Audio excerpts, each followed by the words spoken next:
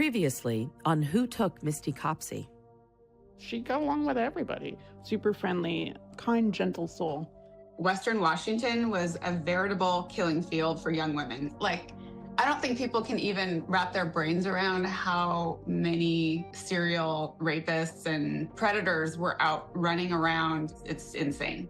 She changed in the car from her school clothes to play clothes, and then her mom dropped us off. The day was a great day. We were together. We were having fun. You know, for years, my mom felt like people thought she was crazy. I mean, every time she would even talk to the Puyallup Police Department, it was like, you guys think I'm crazy, and I'm not crazy. The original plan was our friend would pick us up that drove, and that was Reuben. From ID and ARC Media, I'm Sarah Kalin, and this is Who Took Misty Copsey.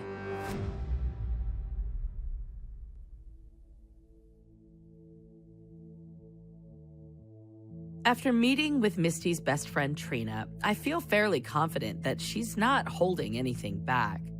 And while I can't rule him out completely, I also feel pretty confident that Michael Reiner did not play a role in Misty's disappearance, based on the way Trina described their time together that night.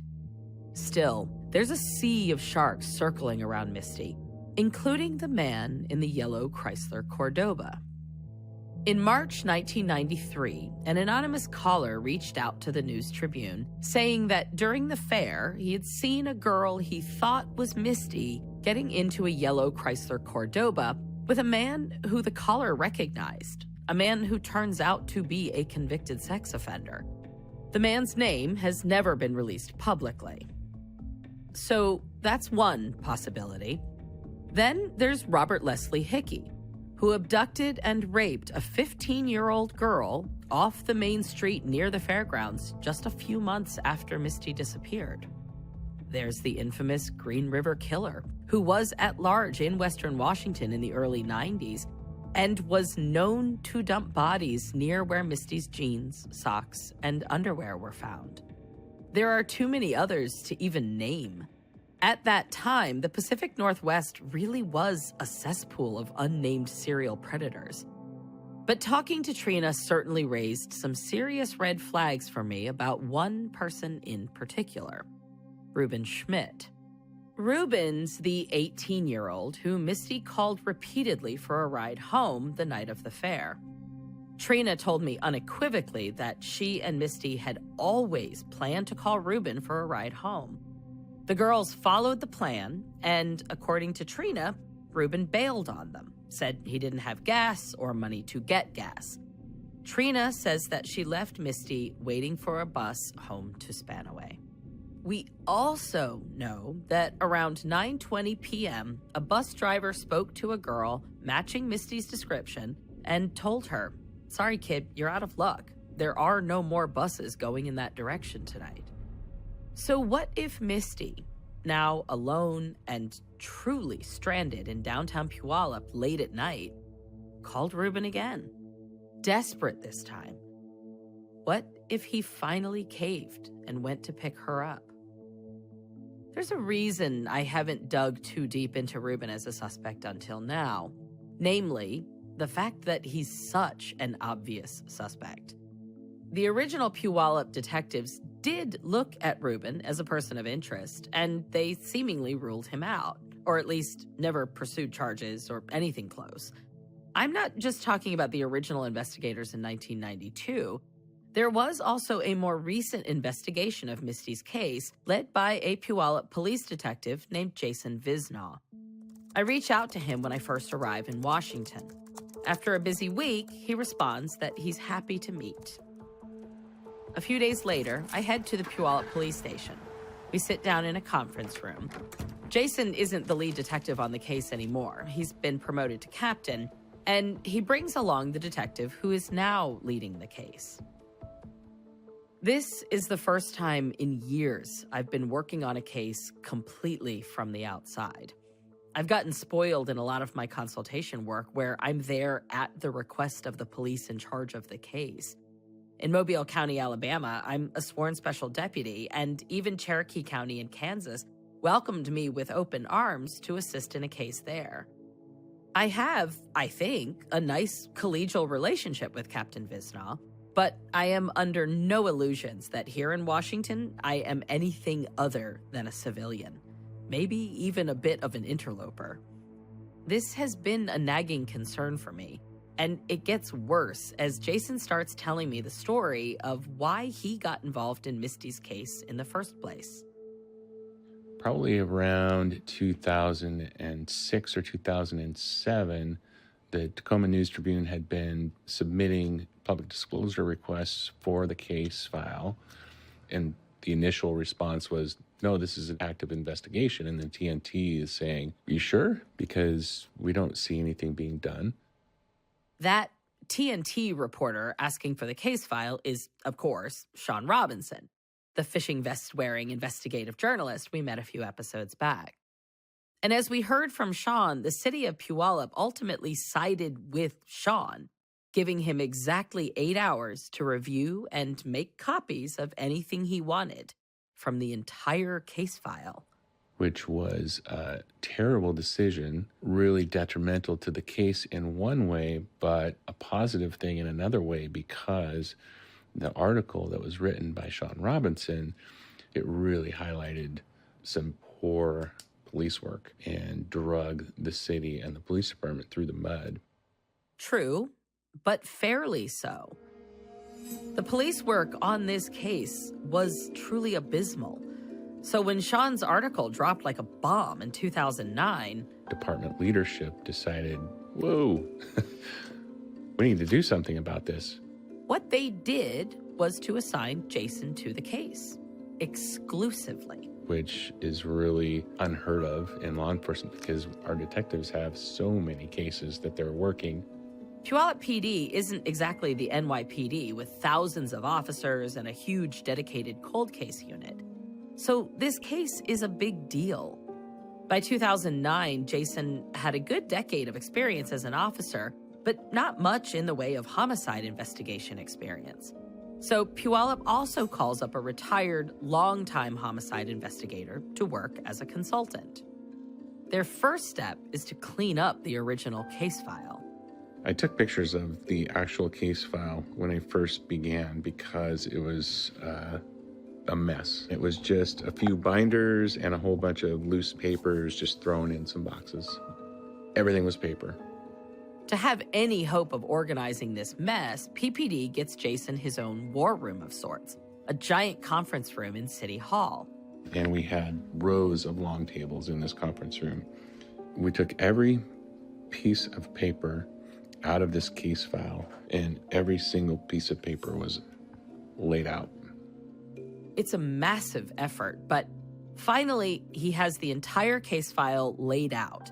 A step-by-step record of the original investigation. And once he does, the issues are unignorable. Understanding that law enforcement has come a very, very long way and is a far cry from where we were in 92. That said, the overwhelming opinion of the investigators at the time that she disappeared was that she was a runaway. By all accounts, she was kind of a latchkey kid because her mother worked a graveyard shift and Misty was left to fend for herself. I think the investigators took that information and the information that her mother was reported to be an alcoholic and just decided that her home life must have sucked and she just took off. They didn't do a lot of legwork to say one way or the other. They did get a tip from another student who claimed to have received a phone call from Misty like a week later. And so I think they just took that and said, oh, there you go. There's the evidence we needed to say, she's a runaway. She's out there somewhere. The mind-blowing thing to me is that she was with a friend the night she disappeared on September 17th, 1992. Nobody talked to that friend until February of 1993. That is the biggest concern with the original investigation, in my opinion. I appreciate that Jason acknowledges the issues with the original investigation. That isn't always the case. Some departments will twist themselves into pretzels to defend the indefensible in cold case review. With all this information gathered and organized, he realizes he can't take anything for granted.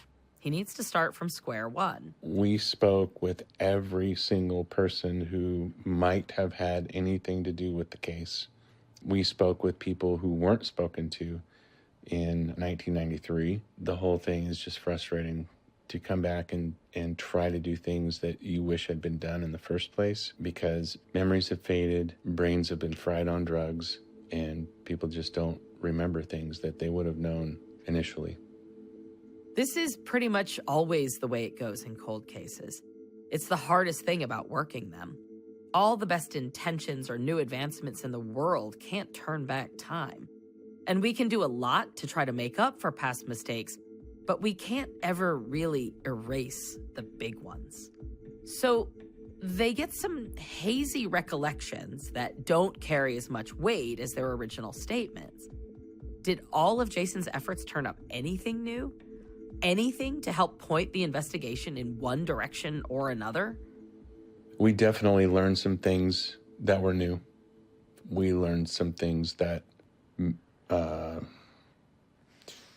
we debunked some things that were documented in 1993 that were just not true. Did not happen the way they were said to have happened. Intriguing, but vague. He won't say more. I try a different topic. Forensic testing of the genes. Jason acknowledges PPD's uncertainty about whether they really were the ones Misty was wearing that night. We did a lot of forensic work, a lot of lab work to try to confirm that they were hers or were not hers, and we still haven't been able to confirm one way or the other. But when I ask about the actual results of all that forensic testing... that's probably going a little too far. Probably can't really talk about that evidence any further. According to both Sean Robinson's reporting and my own examination of the handful of forensic testing documents Colton was able to share, there were a few interesting findings on the clothes recovered from the side of 410. I want to be careful not to divulge anything that may jeopardize future investigation tactics, but I can say that there were human hairs found on the clothes that were tested, and results showed these hairs did not come from Diana or Misty, nor did they match any profiles in CODIS, the National DNA Database. Over the years, some have used that to discount the genes as being Misty's. I have no such inclination. As all my favorite criminalists repeatedly point out, hair is so transient. It could be anyone's from anywhere. It's meaningless as evidence for elimination. There were also numerous fibers found on the jeans, the socks, and the underwear, and state labs identified these as coming from the interior carpet of a particular make and model of vehicle. That information has not been made public. I know the make and model, but for investigative purposes, I am not going to share it. There were also paint flecks found on the clothing, which were identified as nail polish. The hair, fibers, and paint flecks were tested in 2006 to see if there were any links to the Green River Killer. They were also tested in 2009 in the wake of Sean Robinson's reporting to look for DNA profiles. I was hoping Jason would help me suss out if any testing has been done since. Most importantly, MVAC testing. Taking one last shot, I ask if there's anything that really sticks in his head, a potential witness he didn't get to talk to, or some nagging detail that keeps him up at night.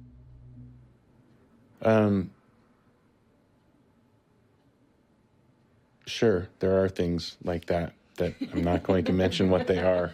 Yeah. We're all kind of laughing because at this point, it feels like we're playing a game, lobbing questions at Jason to see which ones he'll swing at and which he won't. He is a worthy adversary. I get it. I'm not working this case for them, and while I wish it were different, I completely understand and respect the way he's handling the questions. All the same, the vagueness coming out of PPD is deeply unsatisfying. It's the same reason Sean Robinson pestered the department for the case file back in the mid-2000s.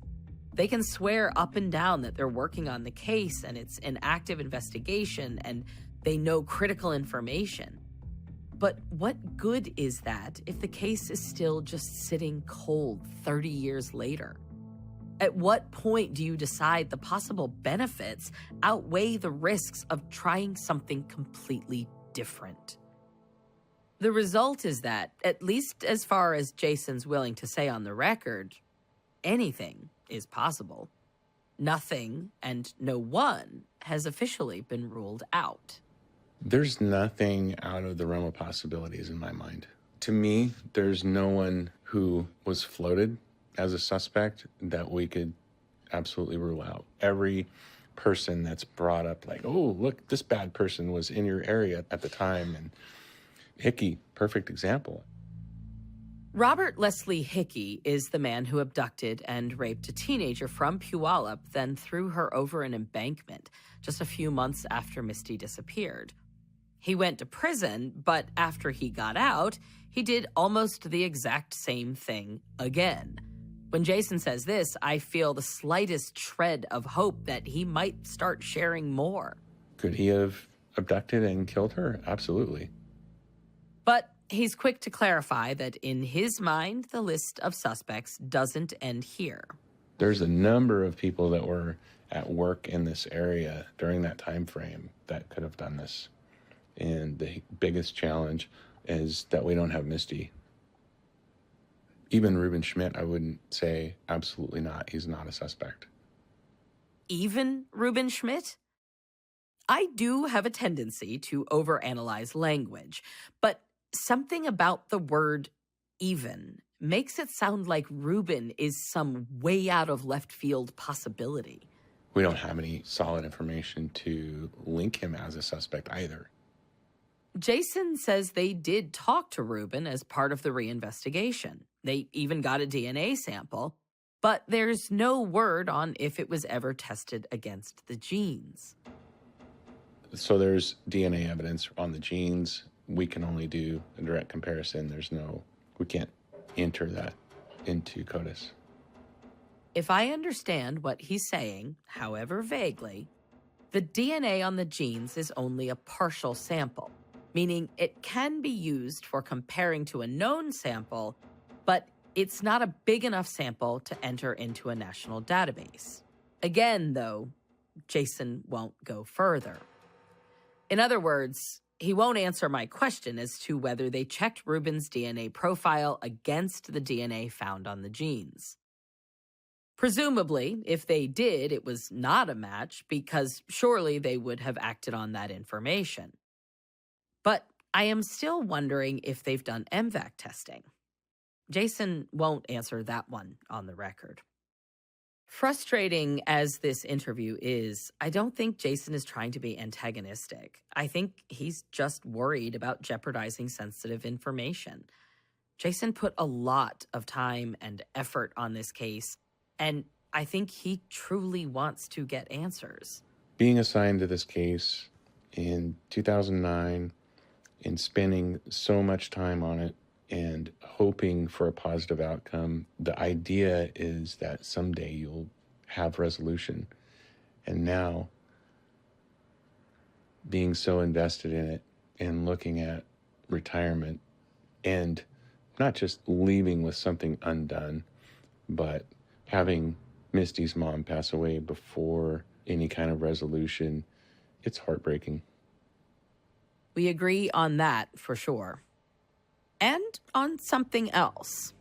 Somebody out there knows something that they're not telling us, and hopefully at some point somebody tells us something that we need to know. Indeed. Jason hasn't given me anything specific, but after speaking with him, I'm even more convinced. I need to get a lot more answers on Reuben Schmidt.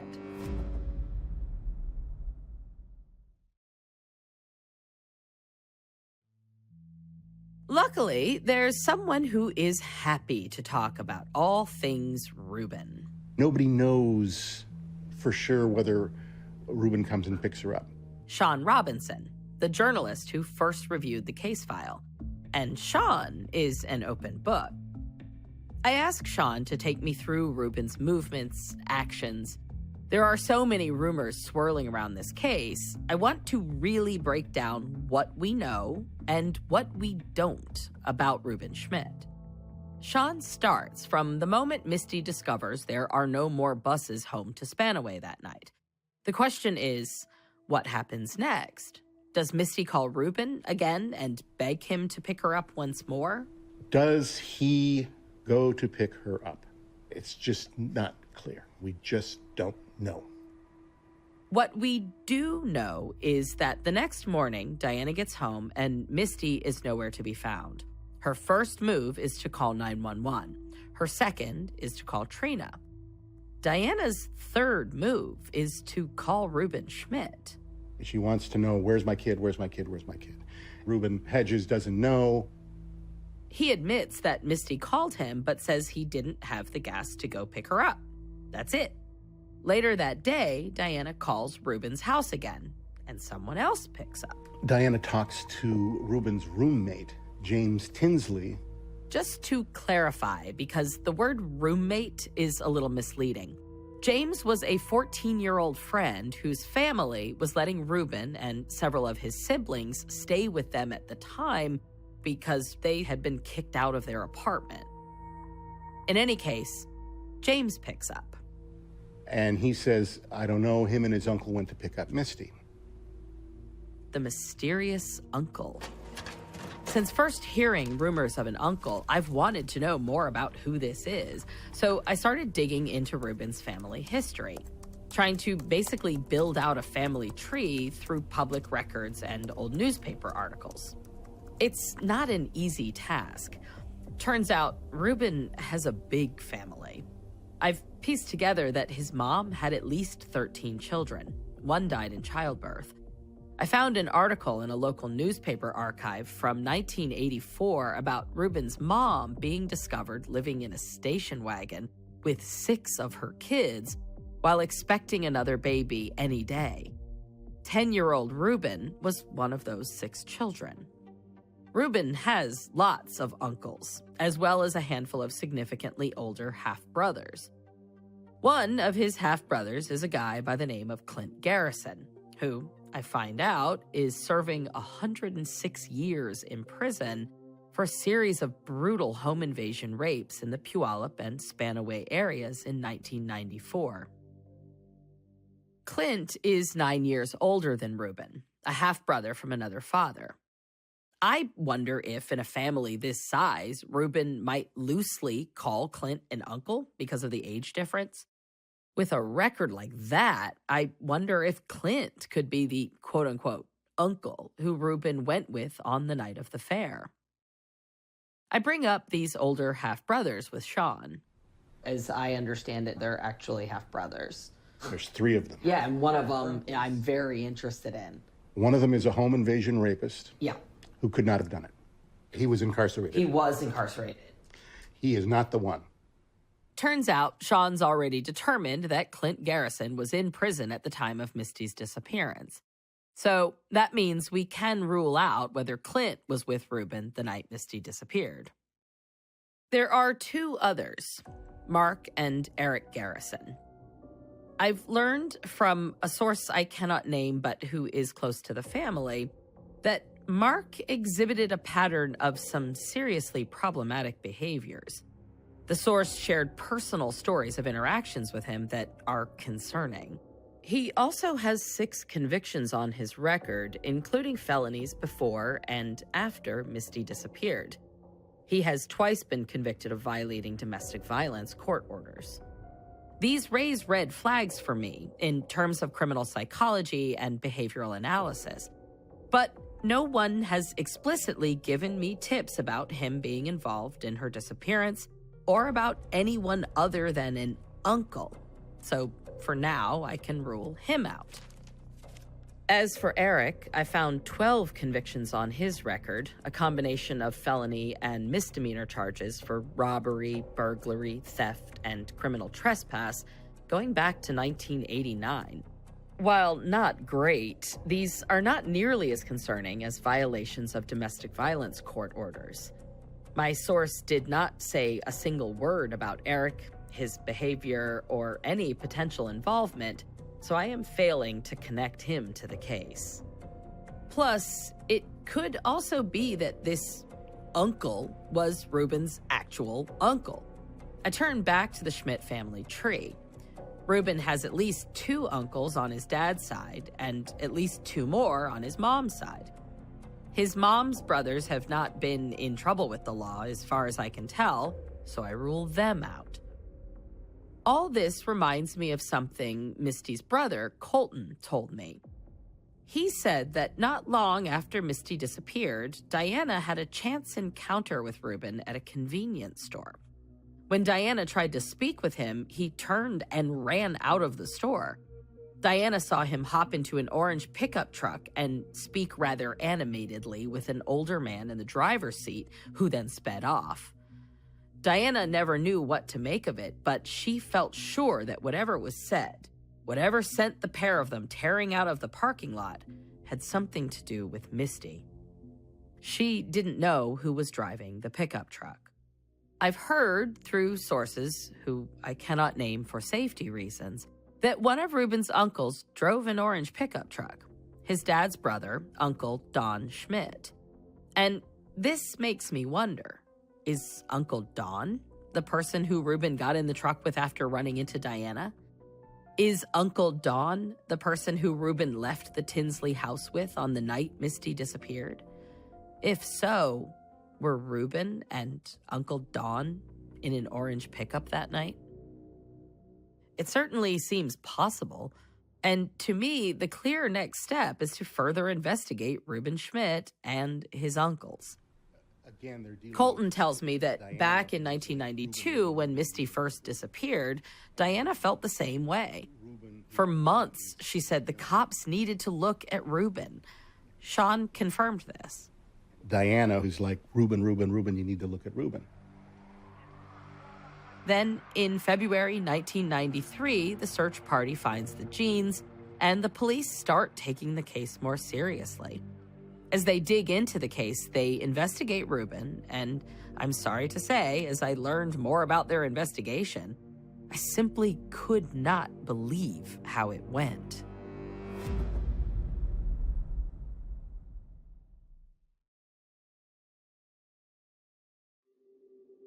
In March 1993, Puyallup PD Sergeant Herm Carver talks to Reuben's boss.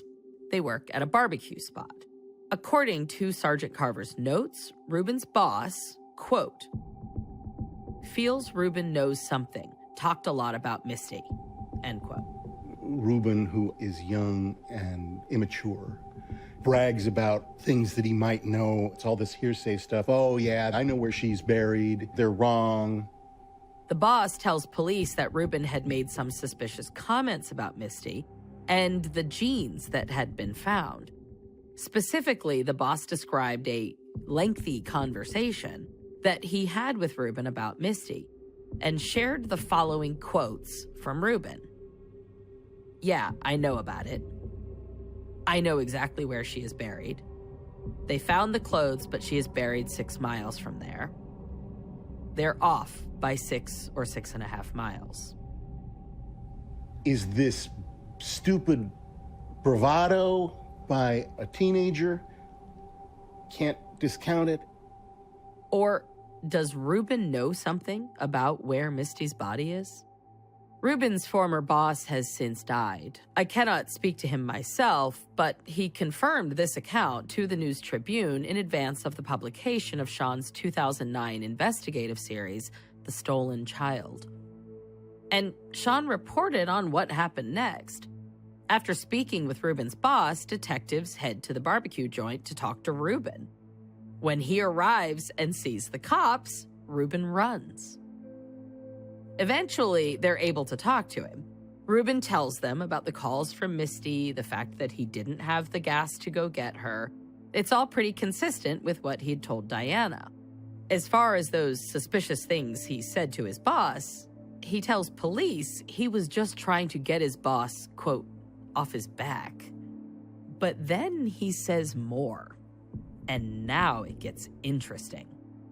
According to Puyallup PD officers' notes, Reuben says he sometimes has blackouts and thinks he had one that night. He can't remember anything that happened after Misty's last call. He does remember driving out to his grandmother's farm the next day, a farm that just so happens to be way down Highway 410, a farm that just so happens to be around 10 miles from where the jeans were discovered. From an investigator's perspective, it's not just fishy when a potential suspect in a case pulls out the blackout card. It's almost always regarded as complete and total bullshit. It's just that much worse when that person also admits that he drove out to his grandmother's farm, which just so happens to be in the exact same direction where critical physical evidence was discovered. When I drove out 410 to see the spot where Misty's jeans, socks, and underwear were found, retracing the route from downtown Puyallup, I kept asking myself, who would have a reason to go all the way out to this specific area, so far from Puyallup? Well, now I have one answer to that question.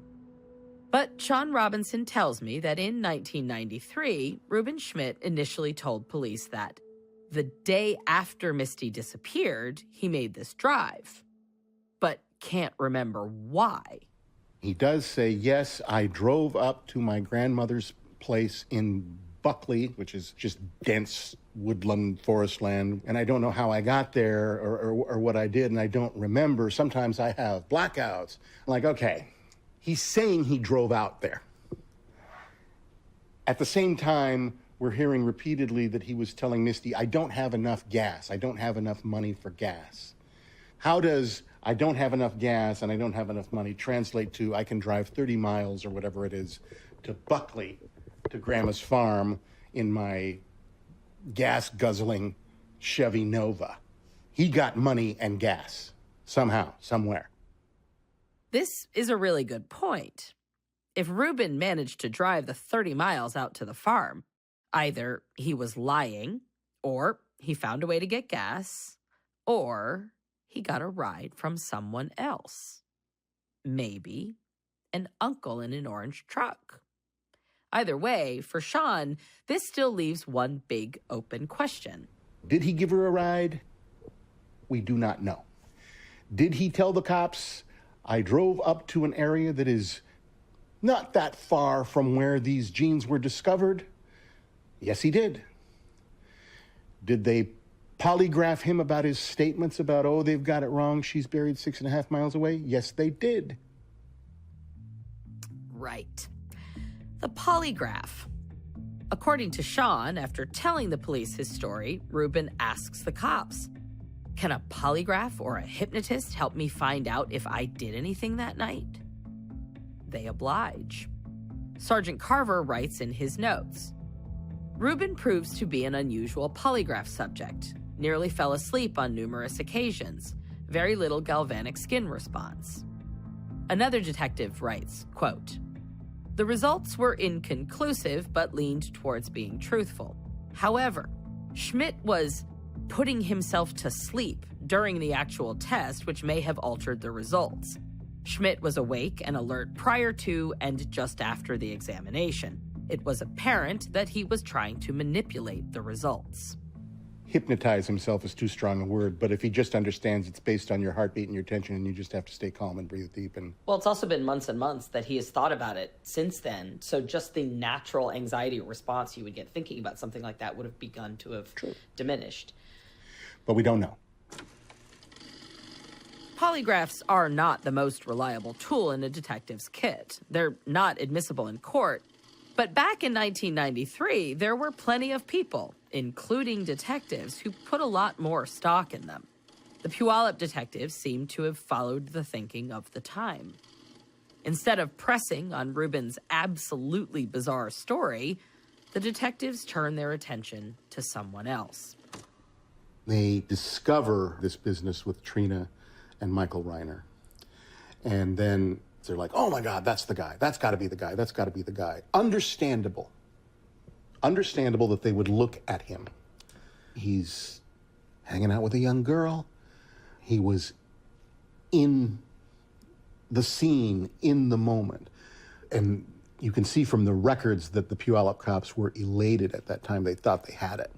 Even when Diana was still talking about Reuben, they were like, no, the one detective, Herm Carver, was like, Reuben did not do this, and pounds his fist. I have tried to verify Sean's account of Herm Carver's behavior. Unfortunately, I haven't been able to reach Herm, and no one at the PPD is able to verify that this is exactly how it went. But we can say with certainty that for the next several months, the cops are laser-focused on Michael Reiner. They talk to Trina about him, ask if she thinks he might have gone back to the fairgrounds and found Misty. She says she doesn't know for sure, but doesn't think so. They speak with his friends. They have an undercover cop buy his car off him, and they search his car in April 1993. They send samples to the crime lab. According to Sean, they decide to hold off on speaking to him until they get the results, but the results take a while. In July 1993, they interview Michael Reiner. The next month, in August, they polygraph him. According to investigators' notes, as Michael Reiner passed the polygraph, he is eliminated at this point of being involved. The lab results from his car soon come back, and they showed nothing of evidentiary value to Misty's case. With no other leads, the police then turn back to Reuben. In September 1993, nearly a year after Misty disappeared, Puyallup PD officers finally speak with Reuben's so-called roommate, James Tinsley. Sean reviewed James's statement to the police, and it's fascinating. James tells police that Misty called Reuben looking for a ride that night, but Reuben, who was 18 years old, had a girlfriend with him, a girl who Tinsley allegedly reported to the police was only 13 years old. James reportedly adds that the girl was jealous of Misty. She didn't want Reuben to go, so he said no. But then, eventually, the girlfriend left. And according to James, Reuben did the same.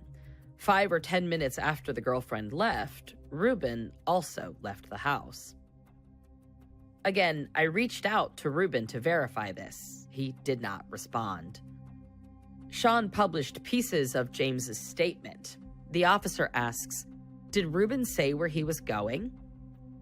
James, who was 15 years old at the time, responds, quote, "No, he just left. Just weird, because he usually either tells me or he takes me, and he just left. Got in his car and left." The officer asks if James remembers when Reuben came back. James responds, quote, "No, I can't give you an exact time. It was sometime kind of late on that night." He estimates that it was sometime between 11 p.m. and 1 a.m. The officer then asks if Reuben ever said where he'd gone. James says no, and then adds, quote, "I didn't ask him, especially after we found out she was missing. It was embarrassing." According to Sean's reporting, James said that Reuben didn't seem concerned about Misty's disappearance. He said he thought Reuben could be capable of kidnapping and killing somebody. He added that Reuben had, quote, "a really, really short temper." There's so much to unpack here. The 13-year-old girlfriend, the really, really short temper. Why didn't James share all of this with Diana the day after Misty disappeared? Why didn't he tell the police what he did tell Diana, that Reuben left with his uncle to go pick up Misty? Why didn't Reuben tell police what he told Diana, that he went to a party? And the timeline. James says Reuben came back sometime between 11 p.m. and 1 a.m. According to the Puyallup PD officers' notes of their first conversation with Reuben months earlier, he had told them that he drove out to the farm the next day. Fine. But in another set of those same officers' notes, they write that Reuben had, quote, had a blackout and woke up at his grandmother's property near Enumclaw.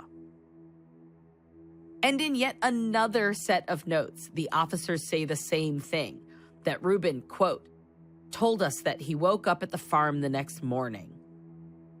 So which is it?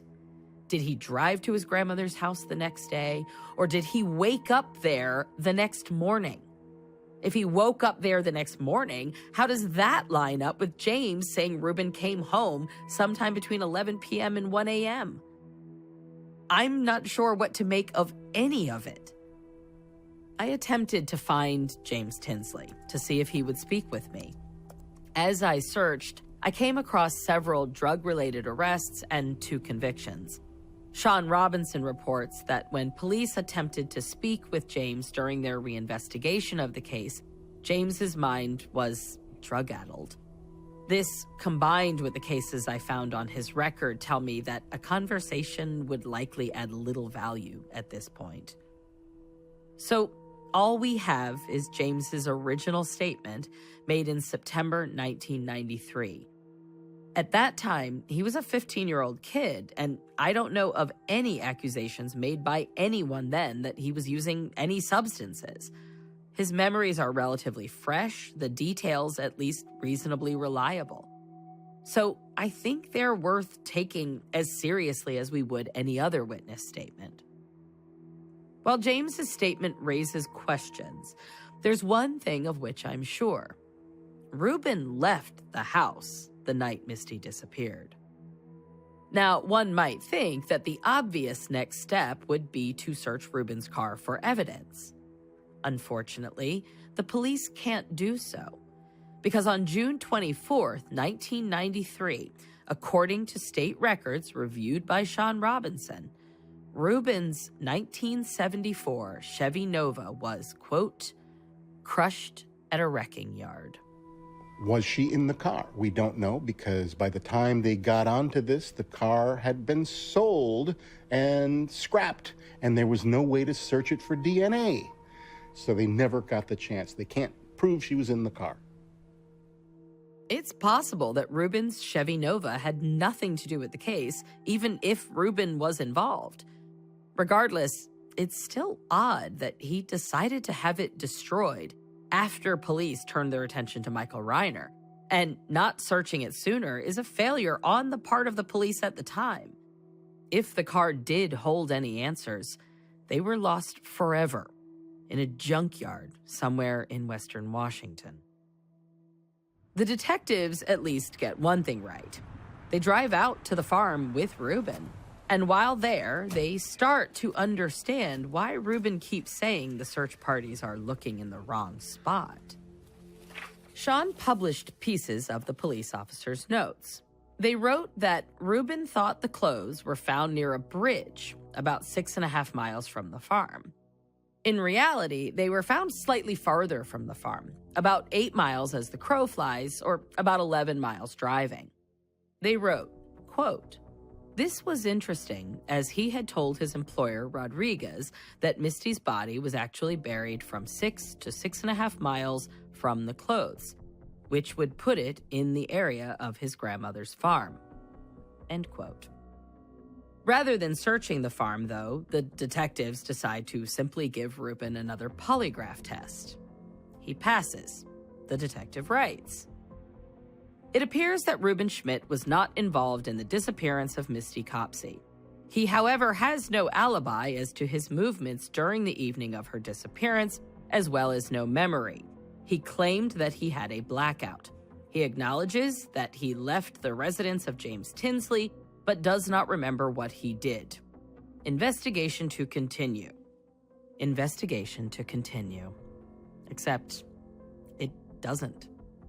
This effectively marked the end of Puyallup's investigation of Misty's case. This is so frustrating. Over the years that follow, according to his criminal records, Reuben has been charged with multiple offenses demonstrating concerning behavior, including domestic violence and restraining order violations.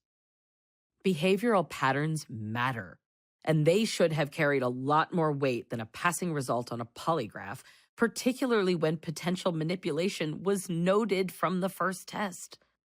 Still, it would be a mistake to focus entirely on Reuben. There are too many variables, and there were too many active predators working in the immediate area, targeting girls just like Misty.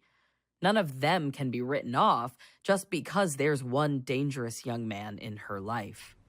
When you think about Misty, the eternal problem is no body. So you're stuck with maybes. You're stuck with could have beens. Could it have been Gary Ridgway? Yes, it could have been. If this ever gets solved in some way and we ever find Misty's remains and it turns out that he did it after all, I will not be surprised because it's absolutely possible. I wrote about how this area was sort of a shark tank for predators, and he's the shark. He is the big one, but there are others. Is it possible Misty got snatched by one of these random predators? Yes. But at least for his part, Sean doesn't think that's what happened. Because I still live in that area, I will drive past the fairgrounds and that 7-Eleven that's still there, and I go and pick up my mail right at the spot where the phone booth was, where she made the phone call, and I'm like, God, I just wish I had a time machine and I could just see what happened and whether she was picked up in a green Nova or a Cordoba or something. I mean, I believe she would not have gotten into a car with a stranger. I'm not saying it's impossible that somebody like the Green River Killer could have just snatched her, but I don't think it happened that way. I think she saw someone she knew, and that's my best guess. It's clear that Sean Robinson sees this as so much more than a story, that he truly cares about Misty, about Diana, and about what the injustice of it all means to his community. I agree with Sean. It's possible Misty was nabbed by a total rando, a monster who stumbled upon her that night. But it is far more likely she was picked up by someone she knew. Everything we know about violent crime aligns with this. And after everything I've just heard, I think there's a damn good chance that the person who picked her up was Reuben Schmidt. I asked Sean for one more small favor. Where exactly is this grandmother's farm? The one that Reuben admitted going to the night Misty disappeared. Like, if we're going to go out there and poke around, I want to see the land. You know, they went out there. By they, he means Jason Visna and Puyallup Police during the reinvestigation. As I understand it, again, mostly because Sean Robinson reported it, in September 2010 and May 2011, Jason organized a search of the Schmidt farm. About 45 acres of land, combed by volunteers and cadaver dogs. I asked him about this search, and he said they didn't find anything of substance. Sean pulls up a map on my computer and starts zooming in on an area down Highway 410. You go that way, and you're going up toward the Jeans. You go this way, and it's like this weird little turn, and it's like right in here. Okay. Now that I finally have the location, I've got to go see this place for myself. My producer Tessa and I are sitting in the car, pulled over on the side of the road as I start searching land records. I'm trying to figure out who owns this Schmidt family farm today. I'm no stranger to knocking on random doors unannounced, but I'd like to know whether I'm about to meet Reuben Schmidt's grandmother or someone else entirely. Parcel and sales search. Hang on, let me try again. I admit that doing this on my hotspot, crammed behind the wheel of a Jeep, isn't exactly ideal. Eventually, I figure out that Reuben's grandparents, Fred and Vera Schmidt, owned the property until Vera died in 2012. Fred had died years earlier. It looks like the property sat mostly unoccupied for a few years. A couple named Aaron and Lindsay bought it in 2016. This is all the information I need. I think that we just go. Okay. I plug in the address we got from Sean Robinson. I can't help feeling a bit of deja vu. Up until the very last few turns, it is the exact same route we took to the spot where Misty's jeans were found. We follow the same route, turn for turn, eventually finding ourselves on Highway 410. After passing through the small downtown of Buckley, we make a turn and find ourselves in more open farmland, eventually turning onto the road the farm is supposed to be on. Is this private? No, it's a real road. Okay. This is remote. It's very remote. The road is paved but very narrow. A wall of rocks and sky-touching evergreens on our left, and a steep drop-off into a ravine on our right. Also thick with trees. A farmhouse comes into sight just ahead of us. Oh boy. Is it that? I think it's that. I think it's that. Oh my God. Whoa. Yeah, that's it. We can see a white farmhouse, an old barn to one side of it, and a collection of small outbuildings peppered around the property. Down a steep hill, there's a loud, rushing creek. And of course, lots more trees. It's really quite beautiful, quite peaceful. But it is eerie. It's also very isolated. It's so private. They could do whatever they wanted. They can take all the time they need to effectively dispose of remains in any number of ways. The farmhouse seems to be new, or at least a major renovation of what would have been here for all the years the Schmidts owned it. The barn and most of the other little buildings look quite old. Definitely at least as old as this case. Is there anything of evidentiary value hidden in them? What about that creek below the property? Where does it lead? And how much of this rugged terrain has been properly searched? I drive down the steep driveway. No one seems to be home, so I park, walk up to the door, and tuck my business card under the doorframe. As we're driving home, Tessa starts searching posts in a Facebook group dedicated to Misty's case, looking for any information about the Schmidt family and this farm. Suddenly, she gasps. We switch on the recorder. This was posted in 2014. Someone named Halim Khan posted, "Does anybody know how I can get in contact with Misty's family? I am the nephew of the man believed to be the suspect behind her disappearance." I've done a pretty deep dive into Reuben's family tree, and it's a complex one, no doubt, but I've never seen a nephew named Halim Khan. This guy claims that he's been told many times to keep his mouth shut, but clearly he's not doing so. He goes on to say that his, quote, mother and uncle know more than they'd like to tell the police. Tessa keeps reading. Okay, so then the administrator of that Facebook group says, "What are your mother and uncle's names?" And he says, "Julie and Reuben." Reuben's nephew, the son of his sister Julie. I've seen the name Julie within Reuben's giant family tree. This supposed nephew goes on, saying that his mother had some involvement. She knew where and how Reuben ended up at my grandmother's house the night of the disappearance. She helped Reuben hide out at my grandmother's house, and then when people questioned him, she coached him to pass the lie detector test. Clearly that means there are family details that are not part of the same story that's been told over and over and over again through 10,000 games of telephone. Clearly, there's more than Reuben has ever told the police, and I'm determined to figure out what he's keeping so close to his chest. Coming up on Who Took Misty Copsey. She mentioned it to me about, Reuben was the one who had something to do with that girl that was missing. And I was like, what girl that was missing? There was a red shed that was broken into. The door panel was broken. Inside that, The only thing that was kind of rummaged through was an old toolbox, like wooden truck bed toolbox. If you profile if this was someone that knew her, otherwise, if it was just a serial killer and picked up, they would have just dumped the body.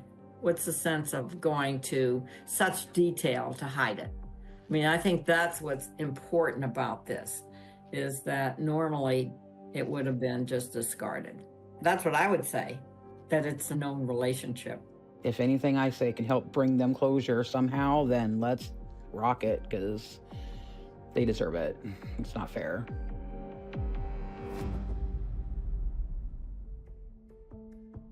Who Took Misty Copsey is produced by ARC Media for ID. You can follow our show wherever you get your podcasts. We'd love it if you could take a second to leave us a 5-star review on Apple Podcasts.